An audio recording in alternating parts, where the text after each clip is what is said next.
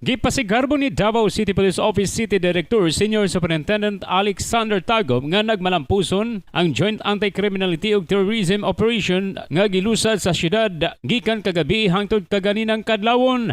Gipasiatab ni Tagom nga milampos ang operasyon pinaagi sa hiniusang puwersa sa DCPO, PDEA 11, CIDG 11, Task Force Davao ug Maritime Police. Base sa datos, misaka na sa kapino sa kagato sa mga drug pushers ug mga wanted ang nadakpan uban sa nakumpis nga mga sachet sa shabu, libuan ka mark money ug ang mga drug paraphernalias. This operation which we conducted ikaduha since May will show the criminals, particularly the drug dealers, pushers, users diri sa Davao City nga di gyud mag-undang ang atoang gobyerno na pandakpon sila. Dugang sa City Director nga lakip sa nadakpan ang usa ka lalaki nga gidudaang terorista sa may bunawan ning syudad di recover sa mga otoridad ang giingong mga eksplosibo sulod sa pump boat nga iya sa suspect. Yes, natin nadakpan sa Bunawan na yung mga explosive na nadakpan sa iyang pump boat. That's why we also impounded these two